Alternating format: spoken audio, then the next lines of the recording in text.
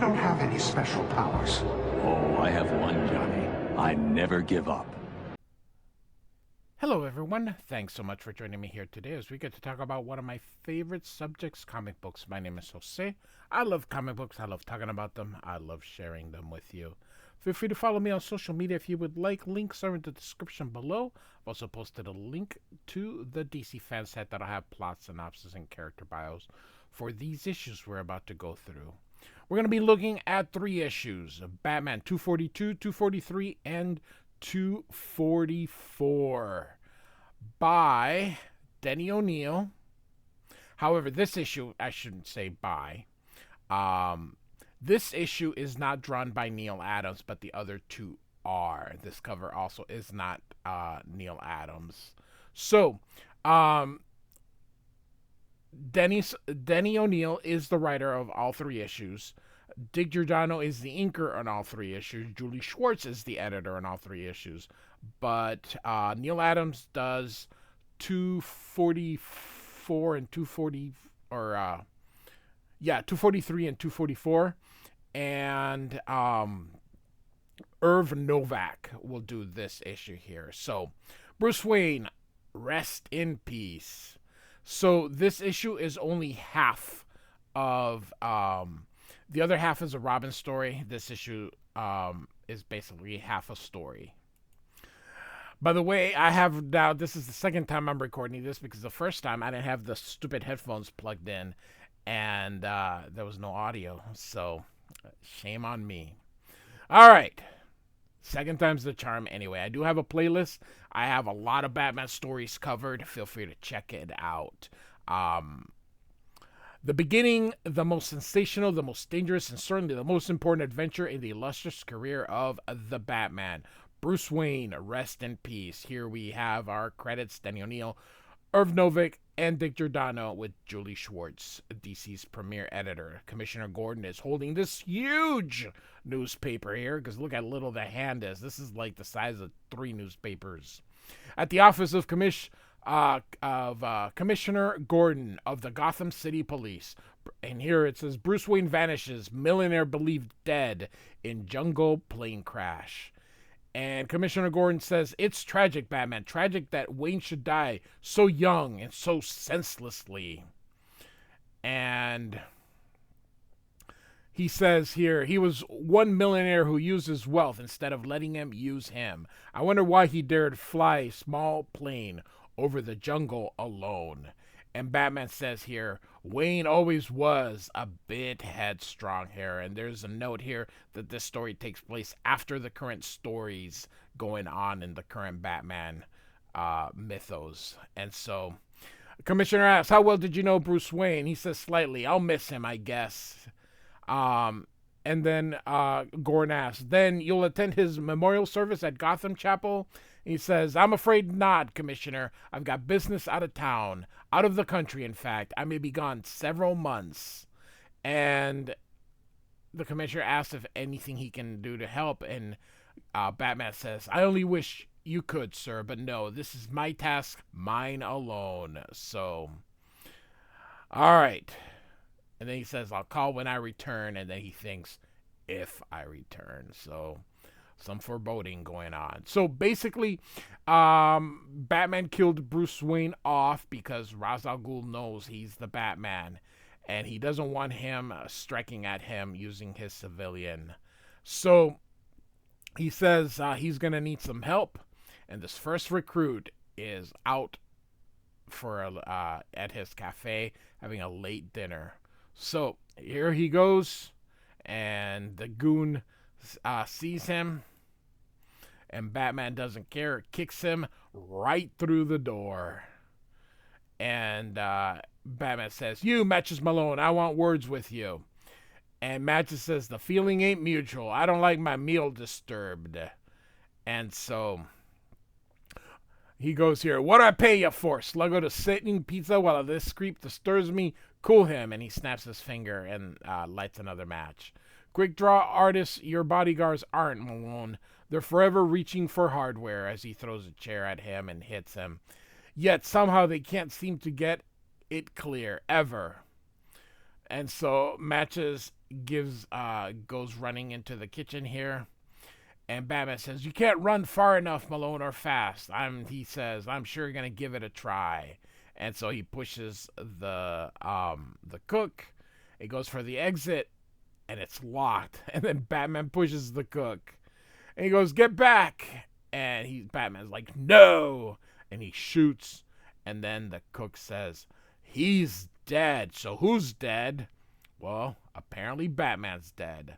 So the next day at the afternoon, in a large midtown motel, a sinister figure scans the crowd. So we got matches here, lighting a match.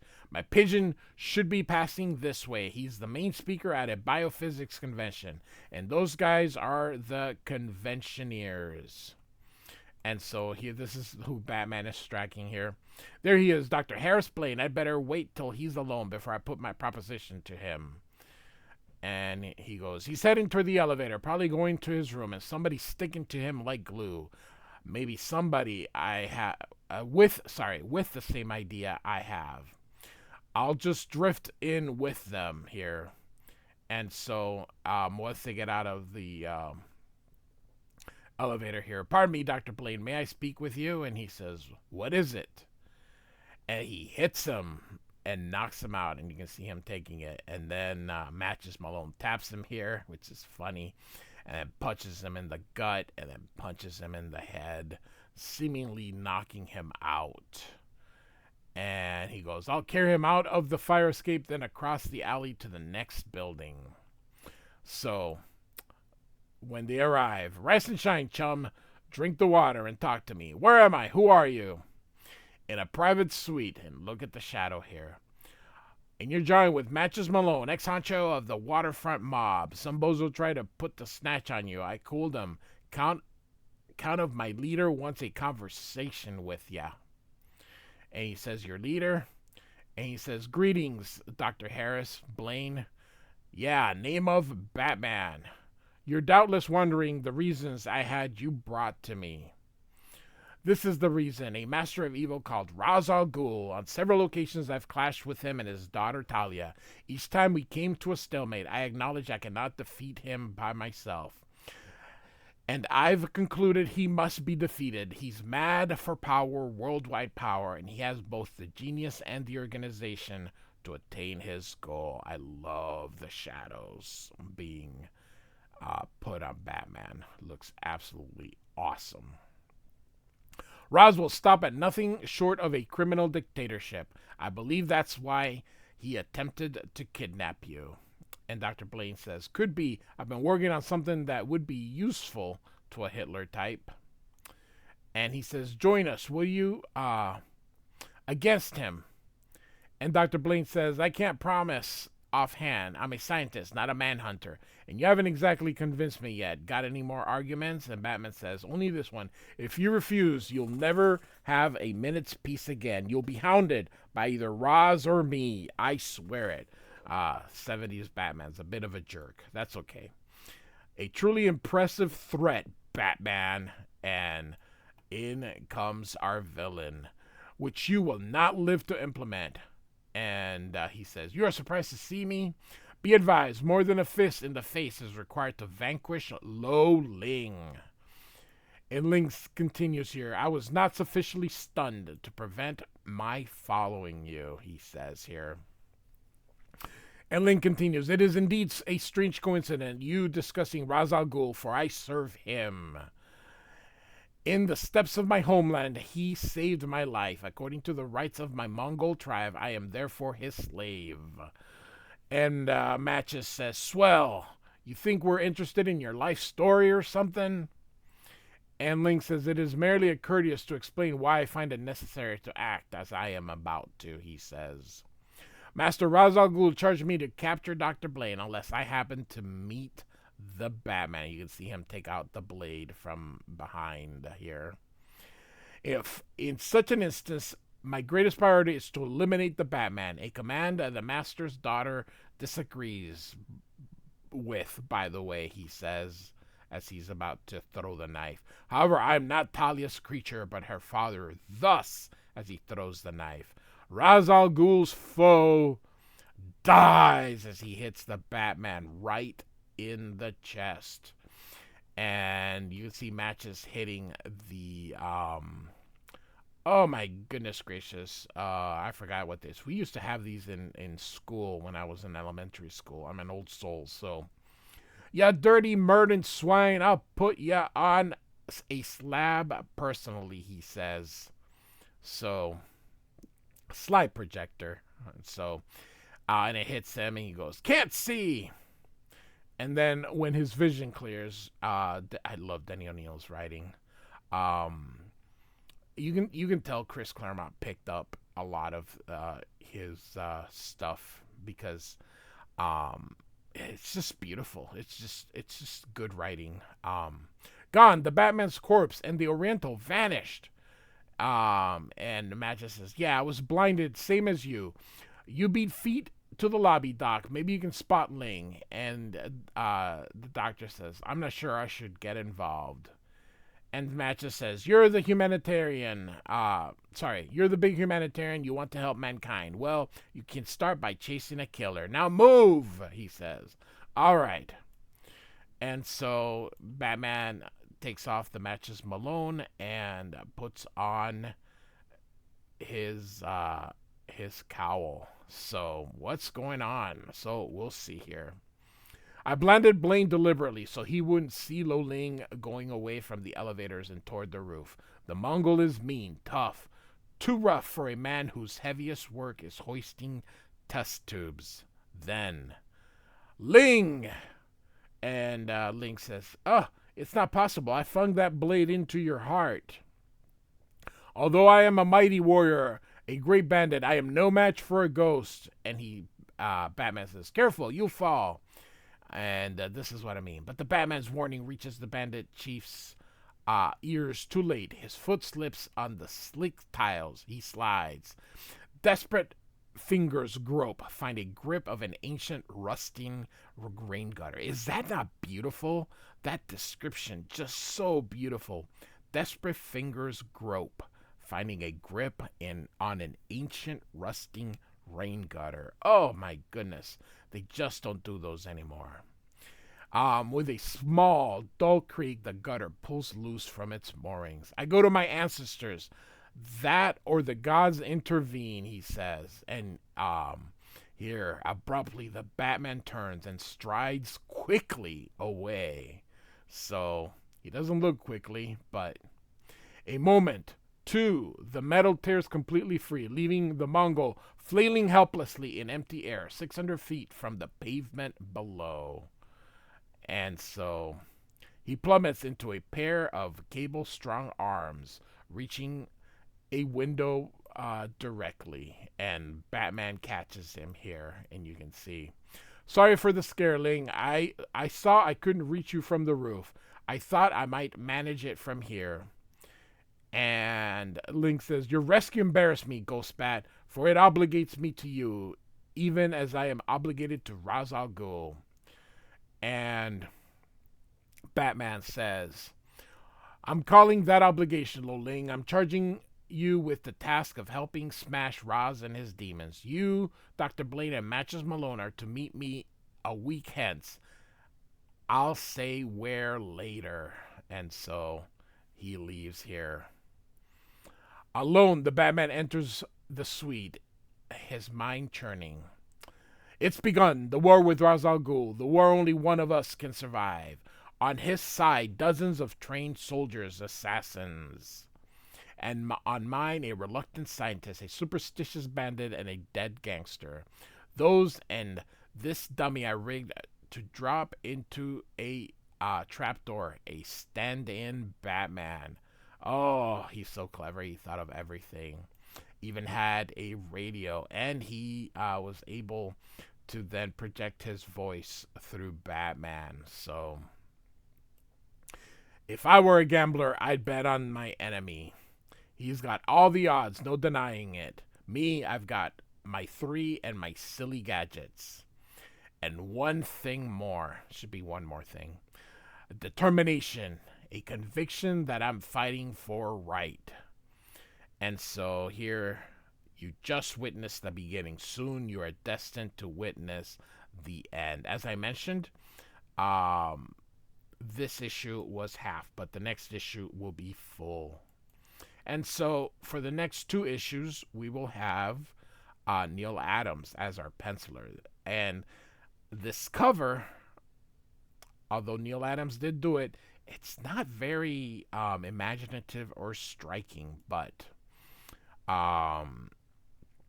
all right, here we go. You're watching a fight to the death that Batman doesn't dare win.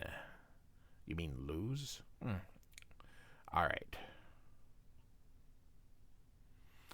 2 men, each highly trained in the fighting arts, each superbly conditioned, face each other in what promises to be a duel to the death. And this is only the beginning of an adventure to shock, to stun, to present insurmountable challenges to the dread Batman. And then the title of our story, The Lazarus Pit. And so, there's only one way to settle our differences, friend Batman, to settle them with honor, mortal combat. And Batman says, if you insist, Ling. You can see they're both tied with this, oh my goodness, fabric. And you see them, they're both holding these blades here. Matches looking all disinterested here. And so, Matches lights up a match here. Hey, before you start carving, mind telling me the beef? I thought you guys liked one another. And Batman says, not exactly like, Matches, more respect. I will explain, gangster, most briefly. The Batman saved my life. According to the customs of my people, I am thus his to command. I owe him loyalty.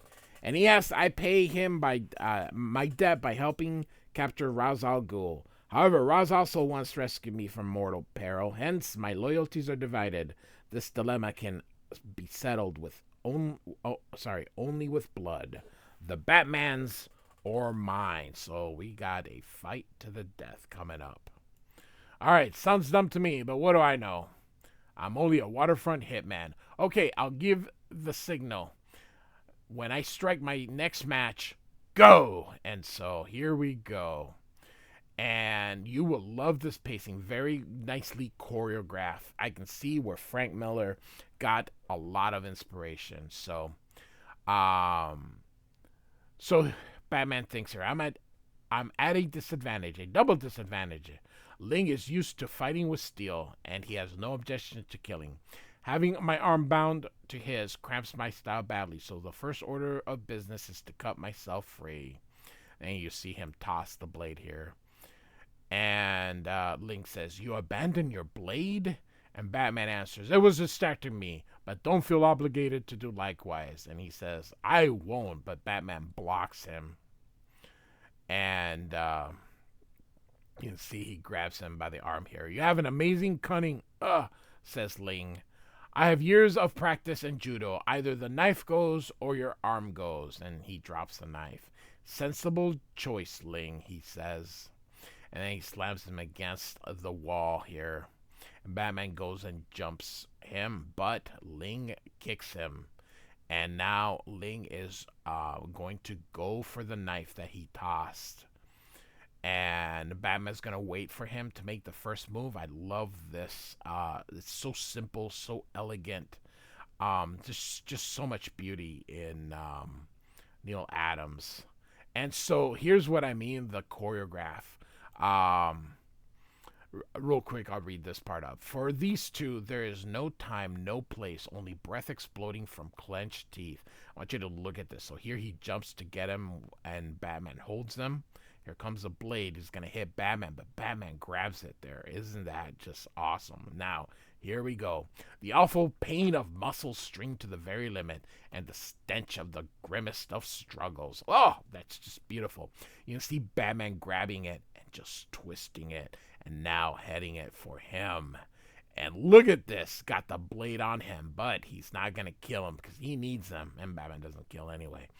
And he pushes him behind, throwing the blade out. It has taken exactly 4 seconds and a lifetime. And so, Twice you have spared me, Batman. I am your servant forever. And Batman says, save it, Ling. I'm not interested in thanks. Just see that you keep your part of the bargain.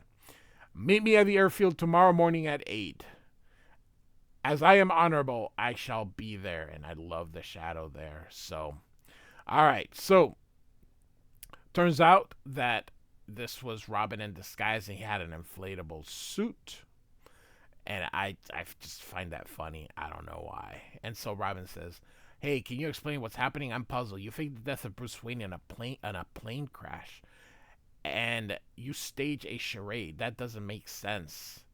And he says, it's not worth worrying about, kid. Just a small potatoes caper I can handle solo with no strain. You better be heading back toward Hudson University. So, thanks for playing, thanks for the play acting until the end of the semester. So long. Bye, and good luck. So silly. He's just walking away. Oh, love the 70s. All right.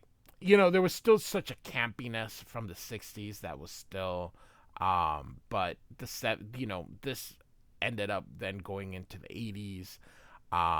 In the 90s, all comic books took a huge hit, but we now have modern storytelling, and this evolution really was ramped up in the 70s. So Batman says here, I don't dare tell Robin the truth, that I'm going after the most dangerous criminal genius I've ever met or heard of, Ra's al Ghul.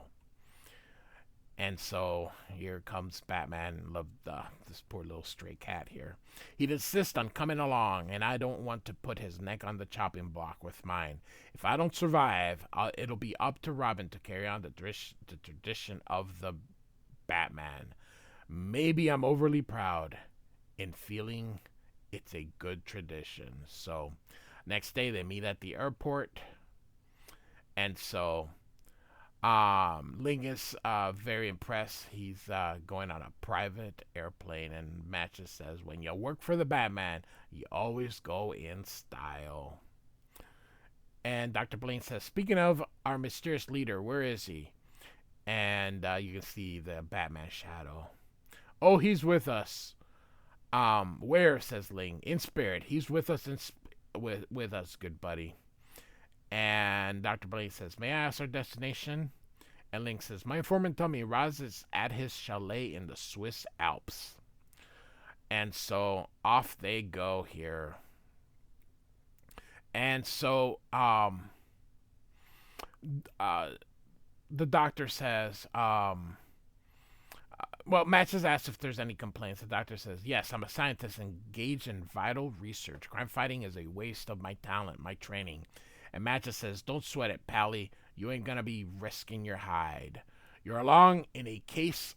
Rasty Baby springs a scientific type surprise. The boss says you keep in the background. Let me and Ling handle the action. So they arrived then in Switzerland here. And so Matches is going to go check in. Then they're going to have dinner. But Ling sees Talia, and he says, I shall please the Batman by capturing her. Because, hey, nobody stays on script. So, Ling grabs Talia. And I like what she says. Ling, ally of my father. Oh, no longer I serve his enemy, he says. The and then he's punched by Ubu. And look at him. Stand aside, fool. My master's child would have passage. And so, off panel here. You're not being polite, Ubu. Oh, poor Ling is down. The Batman. It's been months since I saw you, fatso, he says. And it says here, Batman 232, which I have covered. Can't say I missed you. Batman doesn't speak like that anymore, but I haven't time to spar with you this trip, he says as he goes between the legs here and pushes him in the back. Not that the outcome would be any different from the last fracas. And so you can see Batman holding her. He says, hold it. And Talia says, darling, I wouldn't try to run from my Batman. On the contrary, it is I who chase you, remember? Sweet talk will get you zero, and he's hit from behind with a pair of skis here. So what's going on? It's this lady here. You mass bully manhandling a defenseless girl here. And then Ubu, you can see him getting up, just kicks him and kicks and And Tyler says, "No, Ubu, we must inform your master, my father. Come to the automobile." And the lady is like, "Gosh, I'll bet I goofed. You okay?" And Batman says, "My body will recover quickly. My pride will take a bit longer." "I'll find a doctor," someone says. No, we've got to move fast. As Ra's al Ghul's direction, Tyler and Ubu will tell him we're here, so we can't afford to waste a second. And she says, "Did you say Ra's al Ghul?" And this guy, he did. That monster, that rotten lying. And Batman says, "You know him," as they're running here toward these, my gosh, not jet skis, that's a water. I forgot what they're called. I apologize. Anyway, she says, "Someone I used to love knew him. A man I was engaged to. The demon used him and then discarded him like garbage. My fiancé never recovered. He's become a piece of human flotsam hiding inside a bottle. From what you've said, I gather you're planning to nail him. Well, I'm on your side." And Batman says, "I can't allow you to risk it." And she says, "Mister, you just try to stop me. I can be an extremely stubborn lady." "So I've heard, Molly." And Molly says, "You know my name?" And Batman says, "I read the sports pages. I've seen stories about Molly Post, international ski champion," she says. And so, snowmobiles, that's what they're called. All right, anyway. "The Batman isn't exactly a stranger to the newspapers either," says Molly. "Then why did she hit him? Oh my goodness." And so Batman says, "We'll exchange compliments later, Molly. Unless I misread Ling, we've arrived." "Yes, look," he says. And Ling continues, "It's Ra's al Ghul's private cable car. By this and nothing else can we reach his mountain retreat," he says. We must conceive a scheme for getting control of the car." And Batman says, "Talia may have already warned her father. We've got to make our move now. Direct action is called for, Ling. Let's go." So here they go, and they dispatch the bad guys quickly. And Dr. Blaine says, "You do enjoy using your fists, don't you?" And Batman answers, "As a matter of fact, Blaine, no. But this isn't the place to discuss my methods. You and Molly are about the size of Ra's men." And Batman continues here, "Put these on. Keep your faces hidden, and we just might fool Raz's lookouts." And she asks, "And you guys?" "We'll be with you. Believe it," says Ling. And so here we go. And this guy points at the cable car here, says that it's approaching. And the other guy says, "The master cautions there may be treachery. Our orders are to examine it carefully." And so he's looking at it through that scope. "I observe nothing out of the ordinary. The conveyance contains naught save the supplies. And the master slaves. We have no cause for alarm." But Ling and Batman are hiding behind. And so, "We are deceived. These are not our mates." And so Ling catches this one here. And you can see that they shoot while Batman disposes of the other one here. "We move as one, Batman. Surely no finer fighters exist," Ling says. And Batman says, "Let's not congratulate ourselves yet, Ling. The guards got off a couple of shots, undoubtedly alerting Ra's and company." And Molly goes, "Batman, duck," as the shooting goes through. "I happened to glance around and saw a machine gun I saw the sun glinting on a machine gun," she says. "What?" "All right, above us, on top of the slope." And so you can see the fire. "It's in a concrete bunker, a relic of World War II. It would take a mortar to knock it out." So it keeps shooting here. And we don't have so much as a bean shooter. And Dr. Blaine says, we may have something better, miss. Post this. And Ling says, you will best the firearm by throwing a rock at it, esteemed scientist. That's funny. Not a rockling, a bar of sodium-19. I found it while we were riding up here in one of these crates. Ordinary sodium reacts violently with water, the sodium-19 isotope. Well, I can demonstrate easier than I can explain. I used to throw a pretty mean javelin in college, and the bar is the right weight. So he's tossing it here as it's shooting. I ought to be able to land directly in front of the bunker. The wet snow will touch the metal. And he says, hold your ears. And all of a sudden, kawoom. And so the machine gunners still survive, I imagine, but they'll be a while recovering from the shockwave. And Molly says, hey, buddy, your scientific savvy got us clear out of a real pickle. And Ling says, you are fortunate. Roz required such an explosive substance. So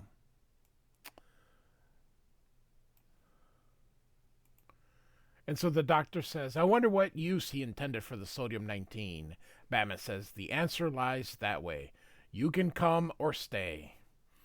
And Molly says, like I said in town, I'm coming all the way. And Batman then replies, I'm running nearly flat out, and you are having no trouble matching my speed. I'm impressed. Oh, Batman. Mister, you don't win the championships I've won by lounging in the sack reading movie mags and munching chocolates. I'm blushingly admit I'm in great condition, he says. And so Batman thinks, she's a good woman, as Blaine is a good man. Even Ling has a kind of raw nobility. I hate risking their lives. For any lesser cause, I wouldn't. And so Batman's running there. That's a really beautiful panel here. But Ra's al Ghul is like the mountains and deserts he favors. Savage, merciless. He must be stopped. So, and Batman goes, this is undoubtedly the entrance to the demon's lair. Unguarded? Not likely, says Ling. It was guarded by those we defeated, says the doctor. Ling has a point. We may be standing in a trap. That's why I'm going first. And he kicks the door. And alone. Be careful, one of them says. And Ubu, the Batman. You never tire of gasping my name, huh, Ubu? Says Batman as he runs toward him. And Batman says, a few hours ago you put your foot on my face. I'm about to return the favor. You can see him grabbing this wrench here. Double as he kicks him with both his feet here. He'll sleep the sleep of the fat, ugly, and stupid. That's just so funny. Batman, behind you. It's daughter Talia. What? That makes no sense. All right. She was tiptoeing towards you. I'm betting her pretty head is loaded with pure nasty. And Talia says, on the contrary, I mean my darling Batman no harm. Only to greet him. And Batman, your lips are warm as always. And as always, they chill me to the marrow. Oh, that's beautiful writing. I'd sooner be pecked by a rattlesnake. And Batman says, I don't suppose you're willing to tell where your father is. Gladly, darling. He is present, and then pauses. To be precise, his body is present. His soul has departed. And Batman says, Ra's al Ghul is dead. And she says, quite dead. You may test that his condition if you wish. And Dr. Blaine says, I'll do that. No question of it, Batman. He's a lifeless as stone. And Batman looks at Talia and says, you don't seem sorry, Talia. And she says, I am not. He's had a long, eventful life. Several long lives. You You want to take me to your city police, darling? I shall be delighted to accompany you. And she presses this button here. Um, so, uh, we get the narration here. As Talia's silken voice fills the astonished silence, her finger touches a hidden stud. And so she grabs a Batman by the arm. The journey to civilization will be most enjoyable in your company. And Molly says, I'll bet you get big kicks from jail too.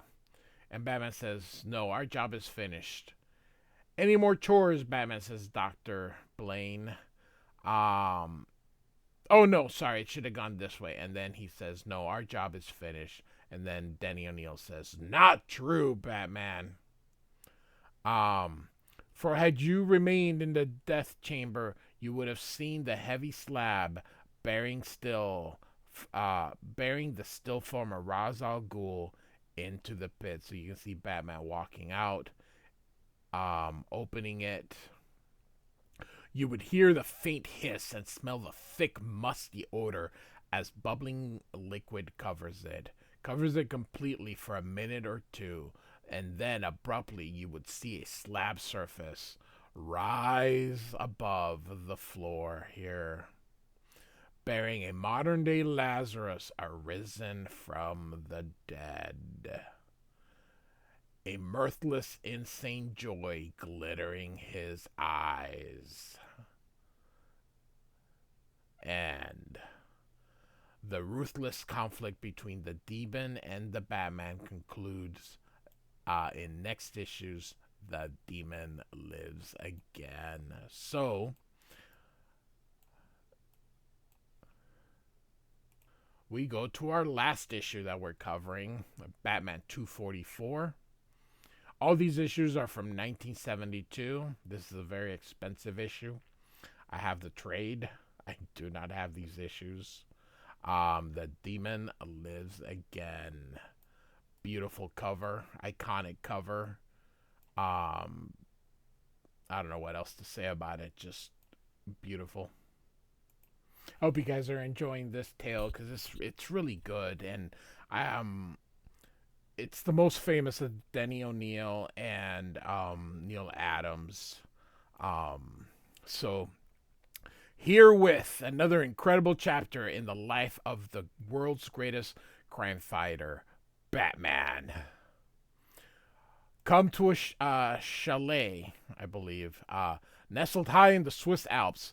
Feel the clean bite of winter and listen to a distant scream of the wind in endless crevices. Here, the Batman and his companions have captured Talia, daughter of the arch-criminal Ra's al Ghul. Here also, they watch Ra's himself die. They thought. And you can see Ra's running. The Demon Lives Again is the name of our story here. And they don't see him coming here. But now a powerful figure leaps toward them, a snarl in his throat and bloodlust glittering in his eyes. My God, nobody writes like this anymore. It's beautiful. People, it's beautiful. So here we go. Here we have our credits. Denny O'Neil, Neal Adams, Dick Giordano. So we're going to get a recap here real quick in just these 2 pages. And of course, here we go with Ra's running toward them. So Ling says, it's impossible. Oh, sorry, Dr. Blaine. I examined his corpse personally. Ling says, and the legends are true. The legends that say Ra's al Ghul has been reborn many times. And Tyler says, yes. And more when my father first returns to life. He has the strength of 10. A fit of madness seizes him. And Batman says, careful, Ling. Don't try until we know what we're dealing with, says Batman. So just to let you know, just like the first issue we covered, this one's also half. That's why I'm covering all 3, because it's really covering like 2 issues. So Ling is going to here. Ling fears neither man nor ghost, but poor Ra's al Ghul kicks him and drops him. And Batman thinks here, I've never seen such a powerful punch. Talia's right. Ra's becomes superhumanly strong and insane. In this state, he might attack these innocent people. And so Batman goes, it's my show. He's not thinking clearly. He just might fall for the oldest trick in the book. I'll fake a left hook and put everything I've got into the right hook. So, and you can see here just laying through, and Neal Adams is trying to show us that he's hitting him really hard. And Batman goes, I've never hit any man harder, and he didn't even blink. And Talia goes, please, you must see it's useless. No mortal alive can stop my father. And Batman says, maybe not, Talia, but no mortal alive can stop me from trying either, as he pushes her aside. And Batman jumps toward him, but Ra's grabs him and throws him toward the cart and hits him, knocking him down. This is such a beautiful panel. This one, not so much. It looks kind of wonky, is the word I use, but how he draws Batman collapse with the cape kind of draped over him, that looks awesome. Neal Adams is so good here. So, and Dr. Blaine says, don't expect to escape in the car. I'm not good at fighting, but I know machines, and I've wrecked this one. And Talia says, no matter, we have better transportation. And Talia says, Father, can you understand me? And he's like, yes. You remember the hovercraft? And she touches Batman and says, thank the gods, Batman lives. Goodbye, beloved. So here they escape. And Molly's like, you okay, Batman? Yes, humiliated, but physically all right. He's been humiliated now twice. How's Ling? Not good. He has a lot of broken bones and some internal bleeding. He needs a hospital. I can repair the damage I did to the cable car and take him down the mountain. And Batman says, which leaves me with one last question. Where did Ra's and Talia go? And she says, they ran in that direction. And so, and points. And so he sees that hovercraft here. Ra's and Talia are getting away clean. And there's no way we can nail them. And Molly says, maybe there is. I won a few Olympic medal on skis. Guess what I found? Miss Post, you're a treasure. With these, I have at least a chance. Correction, we have a chance. I'm tired of you doing all the work. I can't permit you to endanger. And then she's like, to stop me, you'll have to catch me. Bye-bye. And so off she goes. And so he follows. Molly's very good. She's chosen a route that'll get us to the bottom before the hovercraft, maybe. Unfortunately, it's also a path full of obstacles and drop-offs. So, but doesn't seem to bother her, so he's going to go with it. So, and you can see here he throws us. Oh, no, she throws to the propeller here. And so, but it says it snaps and hits her. But the craft falls here. The young fool ruined our vehicle, says Talia. Hurry, father. We must flee. The Batman is coming, and I doubt you'll best him in combat a second time. And Batman's like, blast, a rotten choice. Ra's or get Molly medical help. No, not really any choice at all. So he's gonna take her. Guess I messed you over with the big fella, getting myself stunk in a crunch. I'm sorry, she says here as Batman carries her. Don't be, kid. You're a good girl, one of the best. And he kisses her in the forehead. So, and so it says here, as midnight wraps the mountainside in a chill darkness, the Batman returns. Luck has to go my way sooner or later. Maybe Ross left a trace, a clue.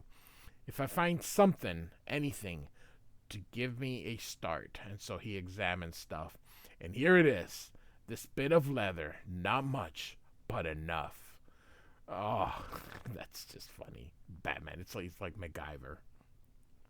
Any of you kids don't know who MacGyver is, look it up in the internet. All right. Molly and Lings are badly injured. Matches Malone is dead, so I'm left to face Ra's al Ghul alone. Guess I always knew it would be just Ra's and Batman at the end. So, And we have a desert here now instead of that. And so, you sent for many supplies, Father. I see at least 50 camels. And Roz says, it was necessary. The detective, the Batman, destroyed several of my bases. We have much rebuilding to do here. I have a few years left, daughter. I have gone to the Lazarus pit often, too often. Soon it will no longer restore life to my body. I must begin putting into effect my plan to restore harmony to our sad planet. I have been called criminal ingenious. I am neither. I am an artist. I have a vision of an earth as clean and pure as the snow-swept mountains or the desert outside. And suddenly Batman comes in. It is the vision of a Batman. How dare you enter my tent unmasked? And he says, I'm not about to stand on ceremonies, Ross. The detective, I would say your presence is impossible if I did not know of your abilities. May I ask how you found me? And Batman says, you dropped this, a camel's bridle. And I recalled that only tribesmen from this area decorate their animals' gear with beadwork. Then I simply observed until I saw a supply caravan going where nobody is supposed to be. Though I've never intentionally killed, I swear you will not leave here alive unless you surrender, he says. And so... Oh, and the Batman serious, of course, because you can see all these little things that were drawn here, so... And so Ross says, Detective, I have respect for you as no other. You are truly a magnificent foe. It would grieve me to call for help, to order you shot. Therefore, I offer you a bargain, a chance to earn your life. I challenge you to a duel, to the death. Do you accept? And Batman says, when do we begin? And Ross says, immediately, Talia, bring my finest weapons. Oh my God, who talks like that? Heat, vicious, intangible beast, hungry for mortal flesh. There is the heat and two strong men, each determined and each in his own way splendid. Two men locked in the most terrible of encounters.